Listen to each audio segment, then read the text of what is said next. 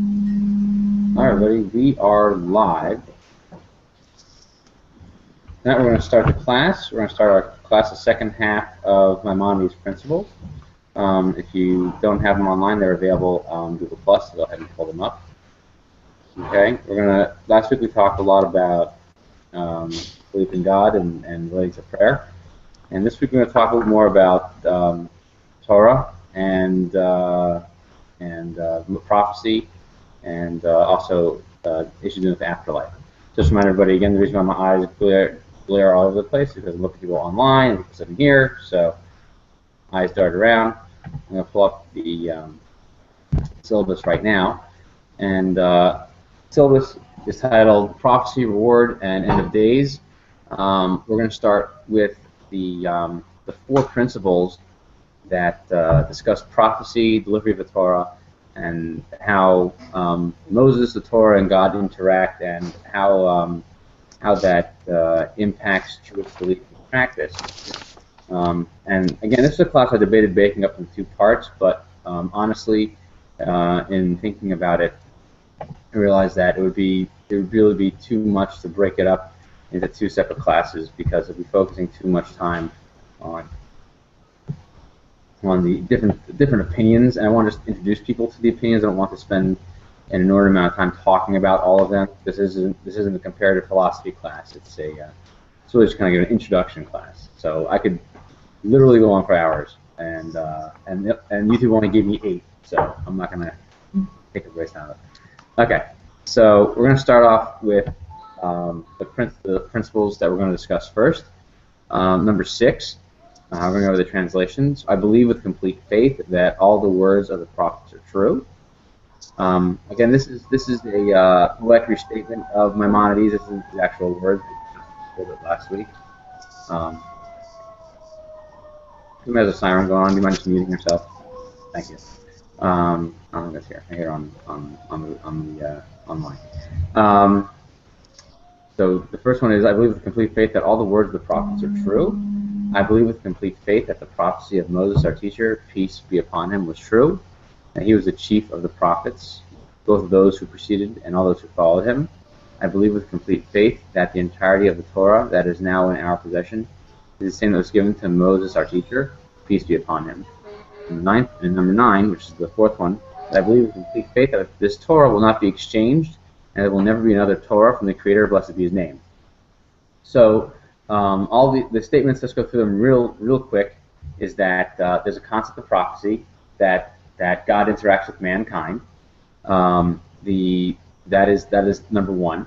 Number 2 is that Moses had an interaction with God, and that interaction resulted in receiving the Torah, and that the Torah that was given to Moses, Moshe, I can't say Moses, was given to Moshe, was exactly all from God, and we'll talk exactly what that means, and that this Torah will not be exchanged in any way, shape, or form, and touch a little bit on about why that's important to talk about that in terms of how number 9 sort of developed as a principle of faith, and we'll touch on each one of these.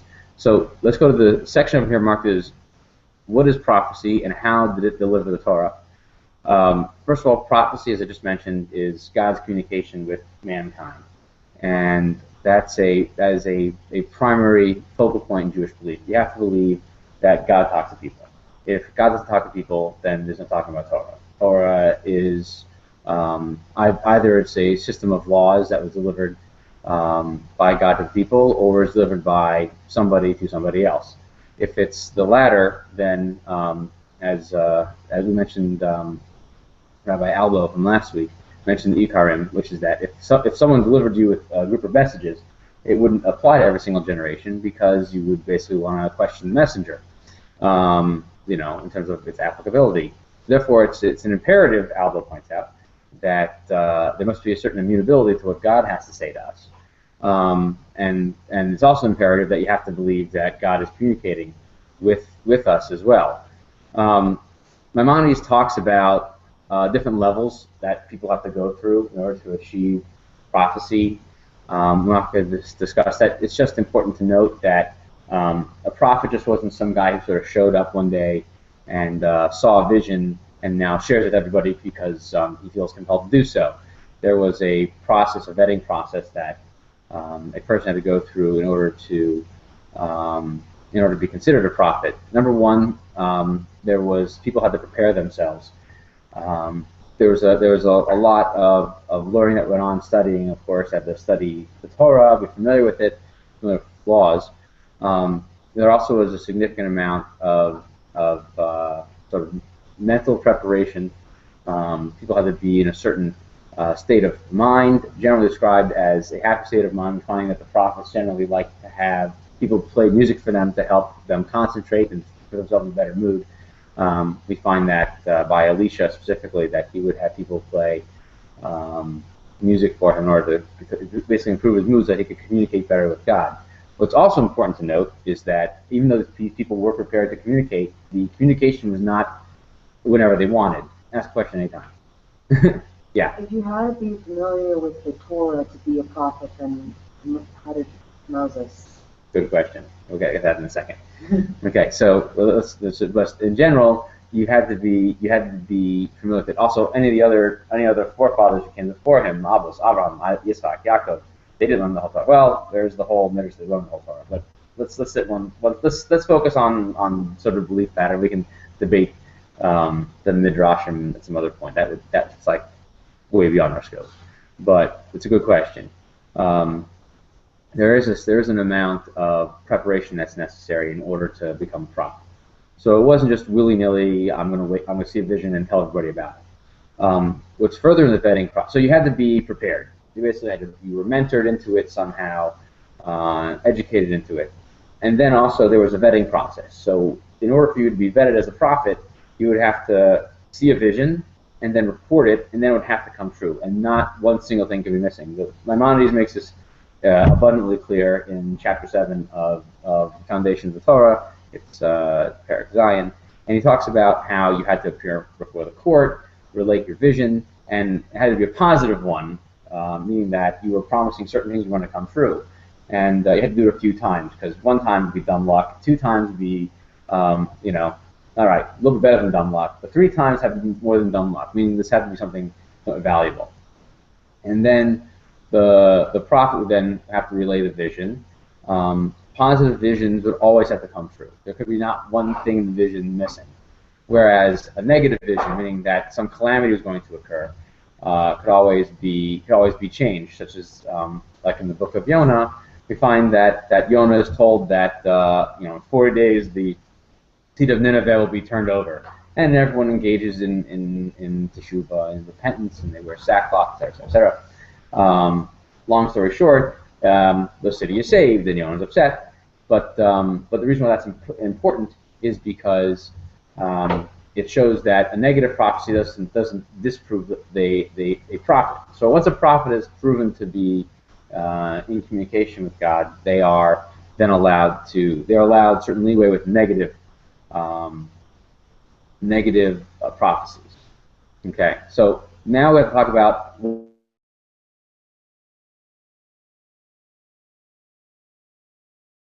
greater than that of any other prophet. So there were limits to every other prophet's vision. Number one, Maimonides makes it abundantly clear that every other prophet actually couldn't be awake while communicating with God. They had to be asleep. So for him, Moses was unique because he was always awake and he was alert. And so for every other prophet, they would have to go to sleep, have a vision, wake up, and tell the whole world about what they see, what political forecast they have. Whereas Moshe was always awake whenever he received the divine communication. And according to Maimonides, that's the big difference. That's actually a matter of dispute. I'll just simply point out that in his commentary on the Torah, Nachmanides, who we discussed that last week, who lived about 100 years later than Maimonides, basically his approach was that a prophet could very much be awake when receiving the vision, but the difference between Moshe and everybody else was that, and even Maimonides would agree with this point, is that a regular, no prophet could speak to God at any time. the prophet had to wait for God to contact him. So it was only a one-way channel. God had to need you. You had to be ready, and it could be you could never talk to God ever, but you had to be ready for it.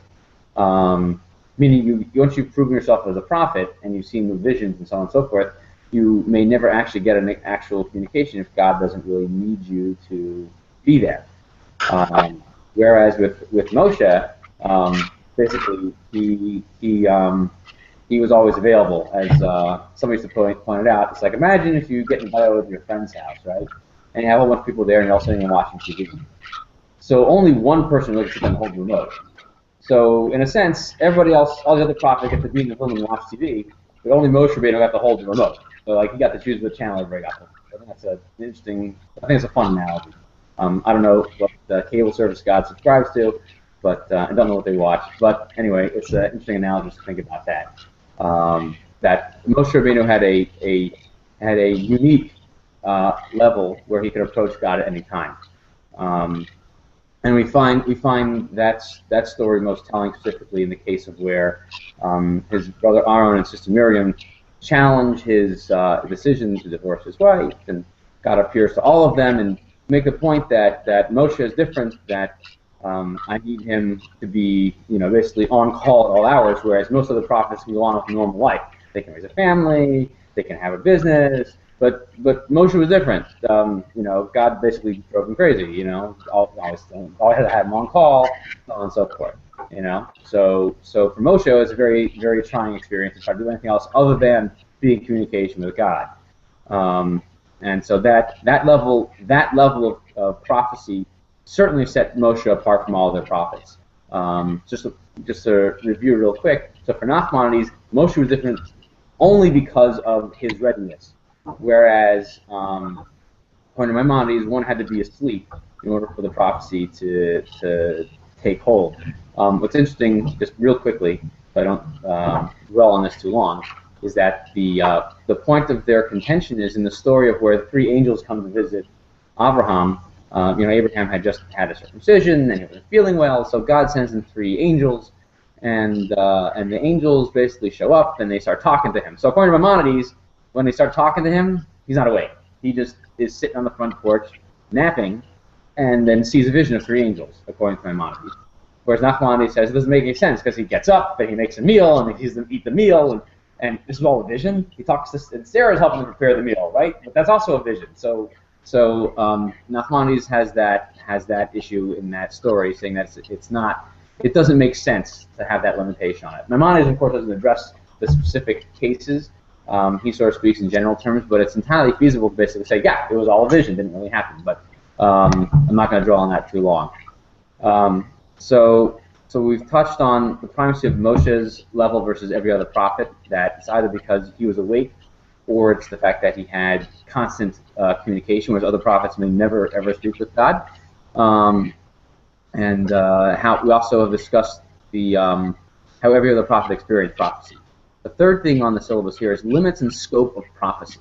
So this is where we really want to talk about how unique Moshe's experience was, because unlike every other prophet, so Maimonides basically says flat out that Moses was different because he received direct commands. There was no, flowery,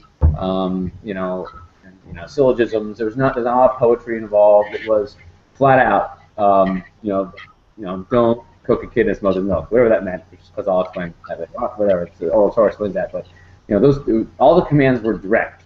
There was no allegory.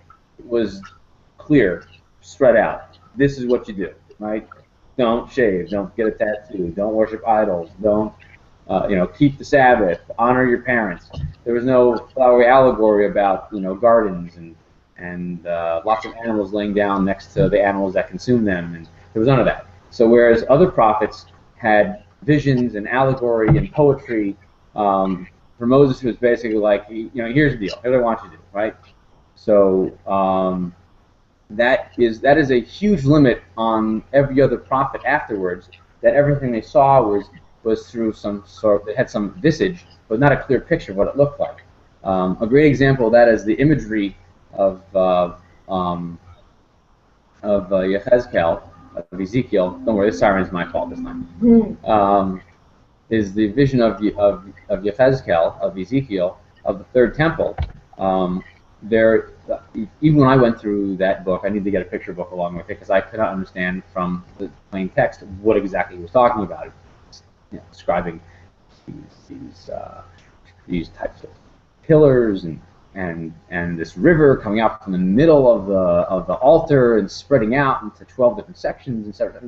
It was very complicated, very complex vision of a third temple that's described in chapters 45 and onward in the book of Ezekiel. But the prophet Yehezkel uses this tremendous imagery to discuss what this third temple is going to look like. Whereas if you talk about building of the Mishkan, it's the building of the tabernacle in the Torah, it's pretty straightforward. It's going to be made with this type of bread, and these are the pictures you're going to see on it. We're talking about building menorah. Menorahs look like this, like this. Now, how to build it was a different problem, but the way that it looked was much more straightforward. And so that's just an example of the difference of the delivery of the message, is that it was spelled out in plain terms in the Torah, whereas so for Moshe, he saw and he knew the word he received was clear, whereas for other prophets it was sort of unclear. And the fourth thing was how to become a prophet. And so we kind of talked about the vetting process a little bit. I'll just cover that again real quickly, which is that any person could really become a prophet. The idea of attaining prophecy was and potentially is possible even today, meaning that a person would have to prepare themselves to reach a level of scholarship and connection with God and connectivity with God that could interfere with your normal life, but it's perfectly feasible. And Maimonides talks about it in the Foundations of the Torah, where he talks about that there's different levels of experiencing interactions with people, with heavenly forces, such as the angels. And this requires, as I mentioned before, learning a lot of Torah. So to answer the question posed previously, if you're Moses, you don't need to learn the Torah because you are the deliverer of it. But for everybody else, knowledge is required. And again, since Moshe had a different and unique relationship with God, basically, in a sense, he was the Torah. He was the teacher. The Torah means to teach something. He was the original deliverer. Someone has to function in that capacity. Whereas everybody else has to then use that method to approach God. And Maimonides himself talks about the idea of learning Torah in order to reach intellectual perfection. And as you reach that intellectual perfection, you come to know. Your learning brings you to knowledge of God, which brings you closer to Him. You don't understand His ways much more through Torah just because you've studied it. Now, it's hard to try to understand how not cooking kids and mother's milk brings you closer to God, but that's why we're sort of at the beginning level over here in terms of talking about prophecy. And that's why there's more to it than just simply studying the words itself, but the entire study of the whole corpus of law brings you to that perfection. And once you attain that, then there's a level of what's known as Ruach HaKodesh, where Maimonides talks about different levels. I'm sort of skipping it to the final level, which is that you attain a level that's known as Ruach HaKodesh translates literally as a Holy Spirit. Don't get confused with other things referred to as a Holy Spirit, but Ruach HaKodesh basically means a sense of holiness attained by the one seeking to draw closeness to God. So I did some investigation on this really quickly, what that meant. Does this mean that this is a level a person can attain nowadays, and therefore it gives you certain clarity to see certain things? There are opinions who say that it is possible to attain a certain level, like you can climb the ladder to get quote unquote Ruach HaKodesh, and it gives you a certain amount of clarity. It doesn't give you any more dominion over anybody else, because in order for you to be a prophet, you have to be vetted. So let's say you did get this level of attainment. So it's good for you. It should make you feel humble and more and feel like you can have a better approach to God. Doesn't give you any more authority than anybody else, which could be a class another time in terms of halachic decision making. That the fact that you're super close to God and He performs miracles for you doesn't mean that you are any greater contributor to the halachic process. but it does allow you to have certain clarity and vision in the world, and that's about it. That's all you get. So you get more clarity and vision in the world, and you have a better idea of what it should look like.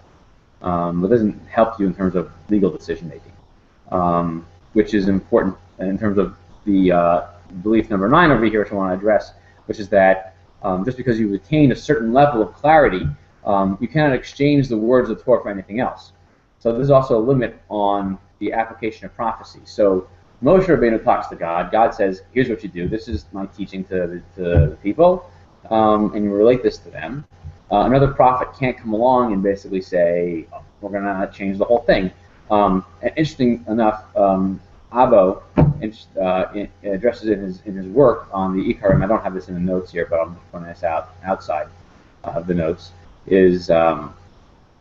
And that's a little bit of introduction to the wonderful world of yeshivish. I just said I'm saying something outside, and that probably made no sense in English at all. So basically what that meant was that I'm saying something that was not written in my notes. So that was not a proper English term, saying it outside. But just to clarify, if this was yeshiva, when I speak it outside, it means I'm not saying, no one has the text in front of them, and I'm just recalling it from memory. So just to clarify what I'm trying to say there. So there's introduction to yeshivish right there. So the basic point that Abbo makes is that the limit on prophecy should be that one cannot deliver a message that supersedes the previous message received unless they are able to somehow replicate the signs and wonders that got them to believe in the first prophet, which logically makes a lot of sense. Meaning, if you can gather everyone on the bottom of a mountain, light that mountain on fire, cause everyone to hear the voice of God, and have God say, we decided to change all the laws, right? We don't have, it's like something out of a Mel Brooks movie, right?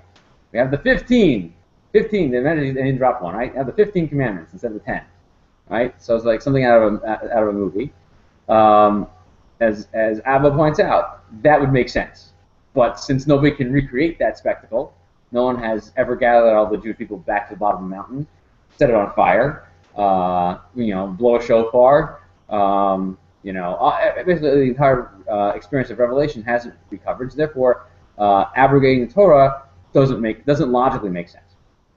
And just sort of in its historical context, when these principles were written, it's written post-Christianity and post-Islam, when everyone had the belief that, with two other major religions, had the belief that the Torah no longer had application, that there was a new commandment.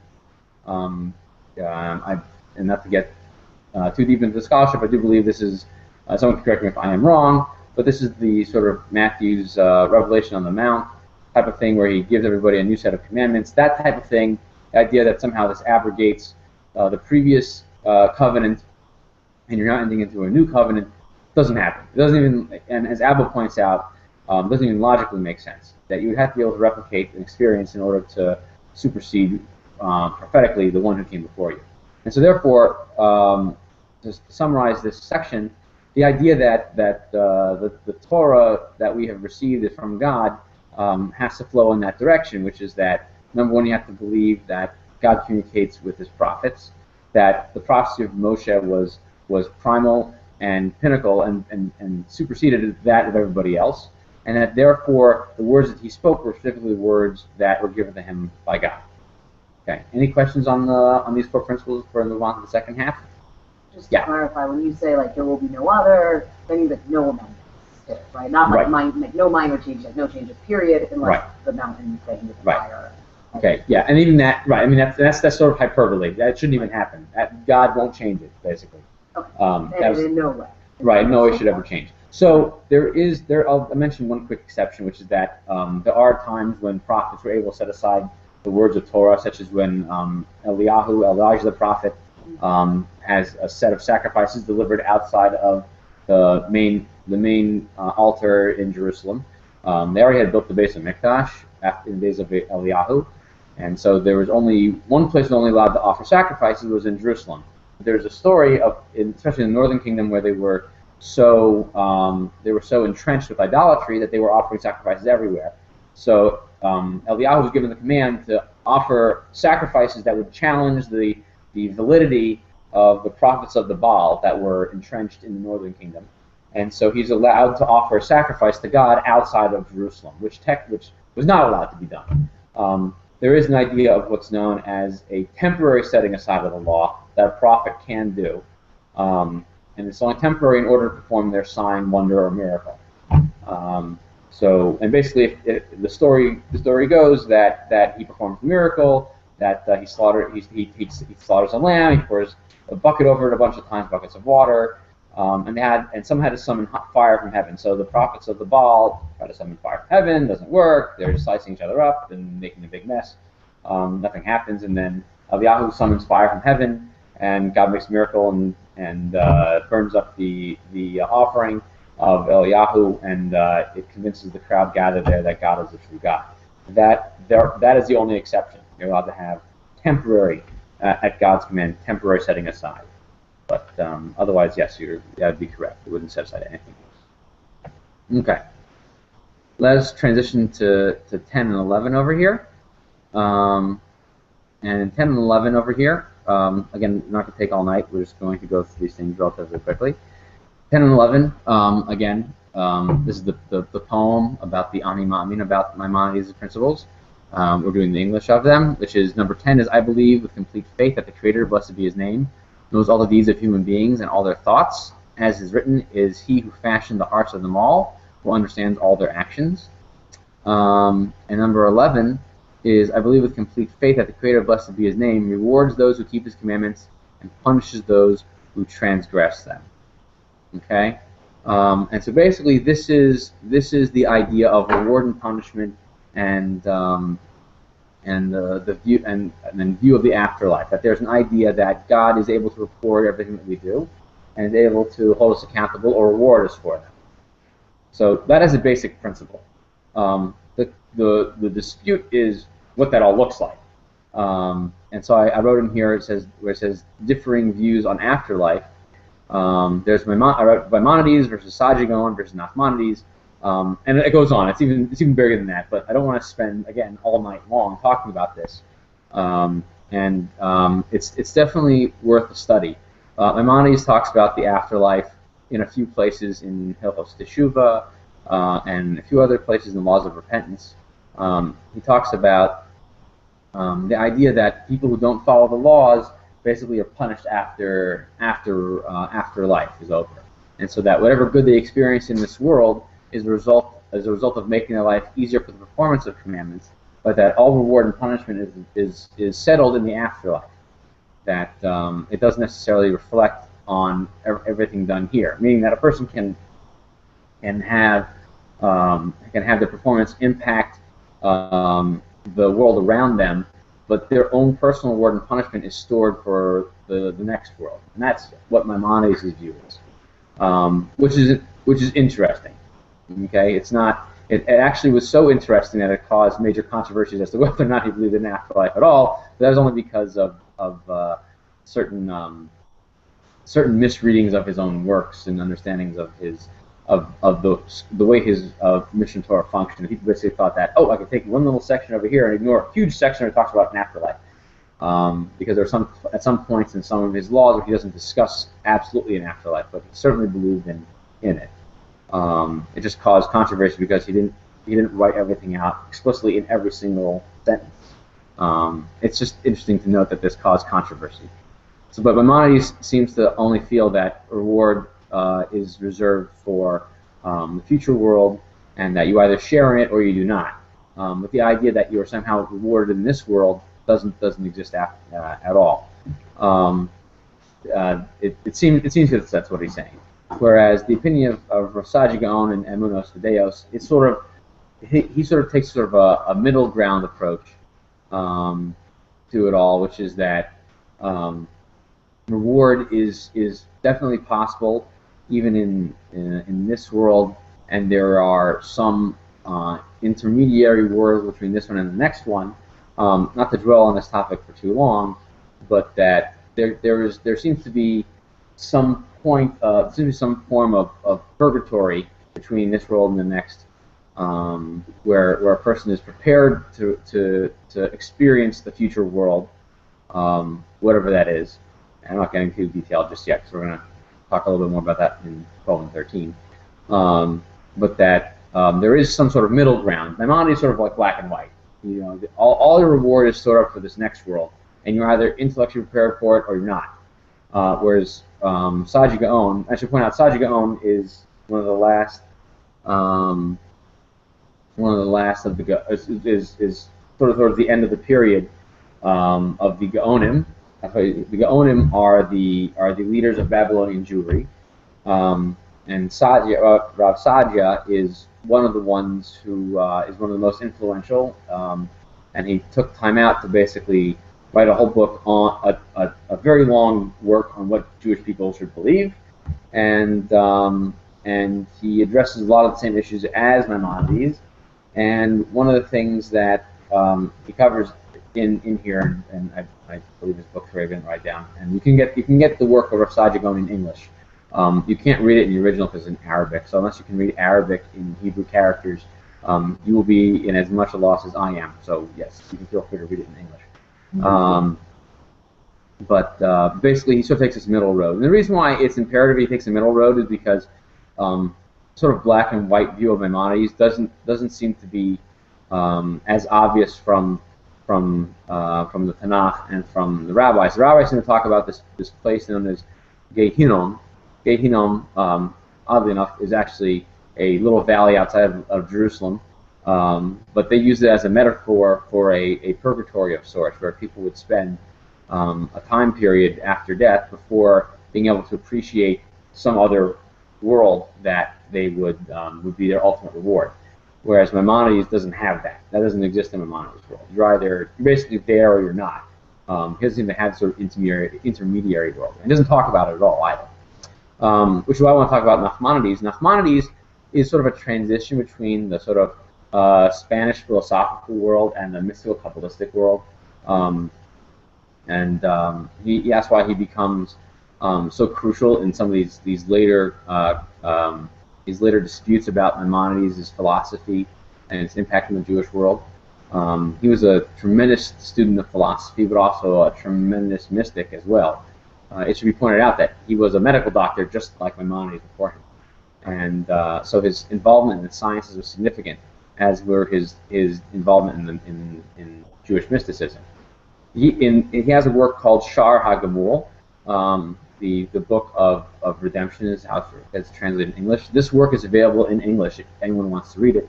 It's translated by Rabbi Charles Chevelle. It's in the collected writings of the Ramban, R-A-M-B-A-N, and if you can get it on Amazon or anywhere else. And Shar HaGamul, the Book of Redemption, the Ramban lays out probably the backbone of Jewish belief about the afterlife there in most explicit terms. He defends Maimonides' approach, but he basically says, listen guys, here's how it works. If you go ahead and study all these sources, we're talking about a few different realms over here. We're talking about, when there's a person gets rewarded and punished even in this world a little bit to get them on the right path. After death, there's this purgatory world. There's another world known as a world of souls, where everybody goes to hang out until there's this Olam Haba place where everything's all perfect. And somewhere in the middle of that, you have the coming of the Messiah, which is a great transition to the last couple of principles over here. It's a fantastic work. The Shar HaGamul of Nachmanides, the Book of Redemption, and if you want to become a serious student of this, I recommend it, and it's available in English. I will not, however, deliver the entire treatise to you at this time. Any questions? Unless somebody really wants me to. In which case, see me after class. Any questions on? Yeah. I don't want to like make a whole thing of it, but hopefully there's like a short and sweet and easy answer. Yeah. So in none of these situations, the punishment would be like a hell concept. Like we don't have that. It's basically just it's reward or punishment. The punishment is lack of reward. Right. Exactly. There's going to be a lot. We do the concept of purgatory is related a lot to the fact that a child says Kaddish for their parent for 12 months, or actually 11 months.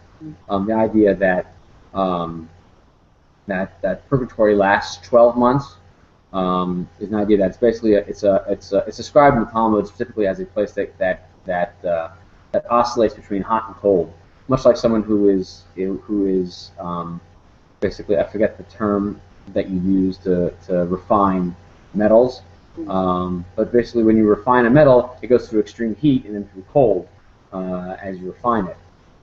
Because basically the dross is removed, the more heat. As you apply the heat, these other lighter elements basically they come out of the iron and turns to steel.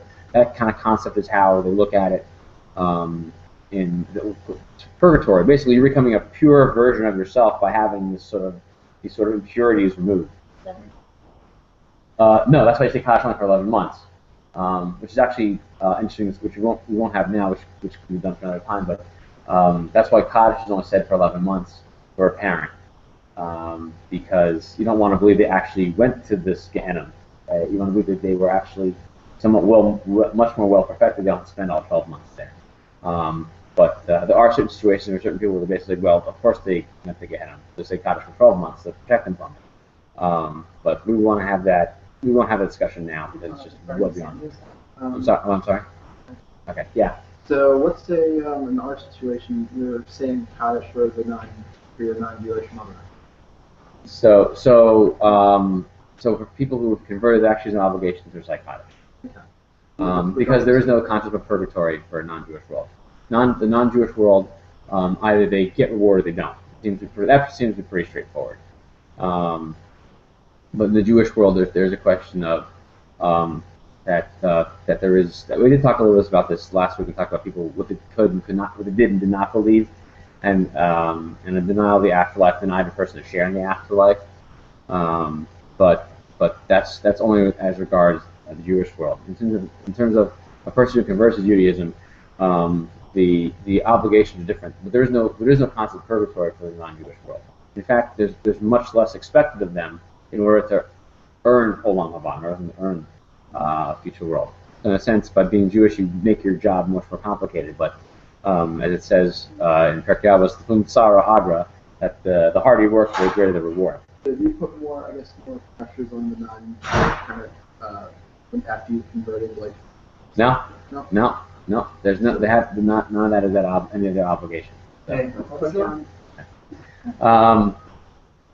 Okay, so let's go on to the last two principles here. We're gonna wrap up class over here. So we've talked about the concept of believing the afterlife. So and we talked a little bit about this, a lot about this last week in terms of how we could basically shorten the number of principles, or if these were necessary principles. Maimonides felt these last two, 12 and 13, were absolutely necessary to be mentioned and had to be believed. Which is, if you do we'll start with number 12 over here. I believe with complete faith in the coming of Mashiach, the Messiah, and even though he may tarry, nonetheless I will wait for his coming. I'll make a little comment over here. All prophecies speak of a future world where everybody is brought back together, and that there will be somebody to basically rule over the Jewish people, who is descended from David. But because we haven't actually seen the fulfillment of the prophecy, it's muddled in significant allegory.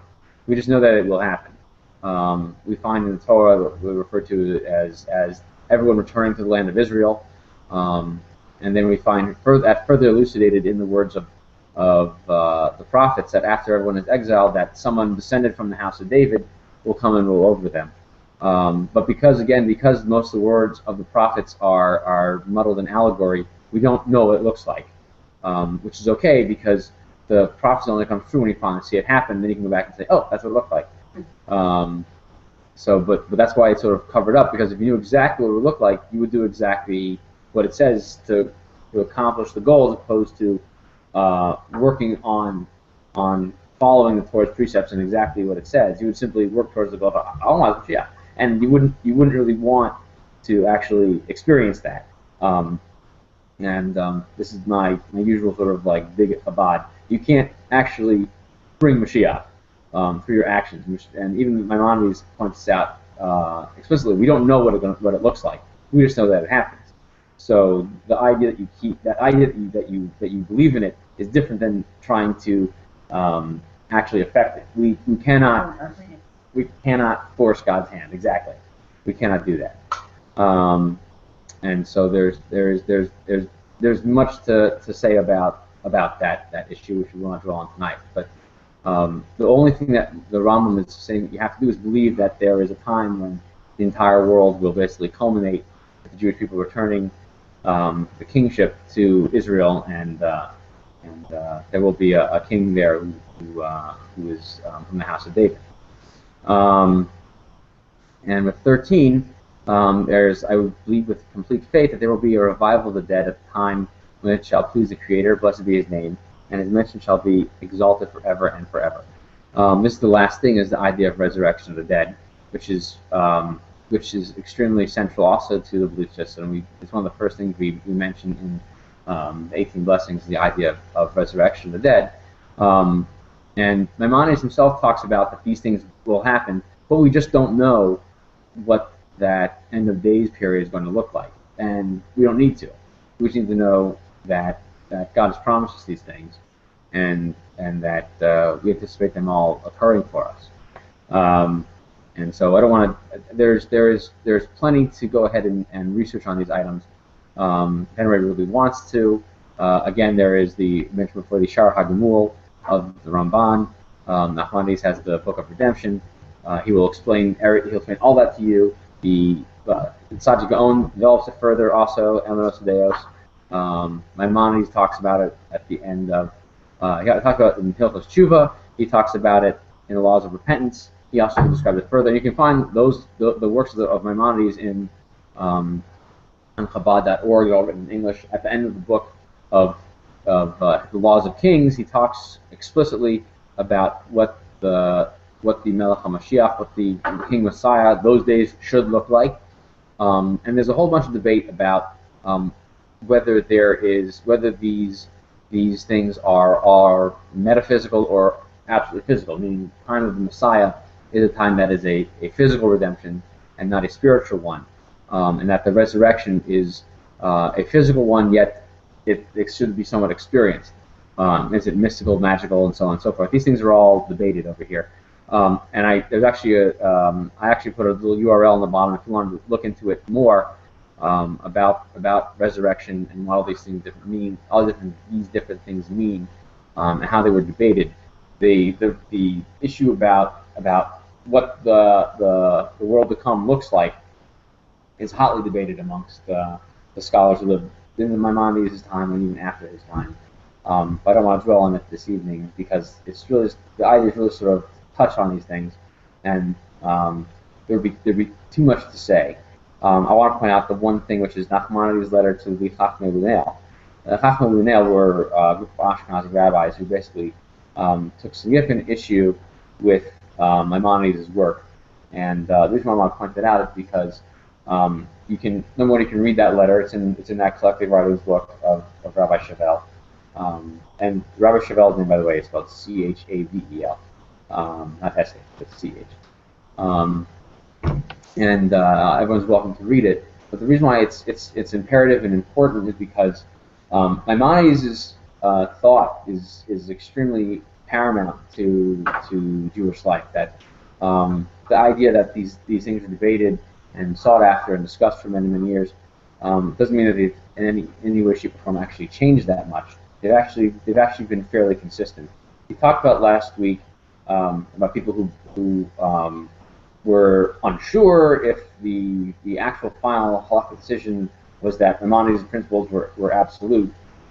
Again, since nothing in halakha has to be absolute, but the idea that they were universally accepted seems to be the case, that they basically, everyone sort of aired their grievances and got them discussed. But as Nachmanides himself points out in the letter to the Chachmei Lunel, who basically say, well, Maimonides got it wrong, we got to let everybody know that how wrong he was, and not let his books be distributed. And Maimonides himself, while a critic of Maimonides, never felt that way. He felt that Maimonides' works were paramount to be studied and an essential part of Jewish life. So I just want to end on that one little point as opposed to getting into the significant number of controversies. The reason why it's not necessarily an imperative to get into these controversies is number one, it's not really worth debating or discussing because no one really knows what it looks like. It's just a question. It's more of a question of have you gone through every single source that mentioned the matter and done all your homework?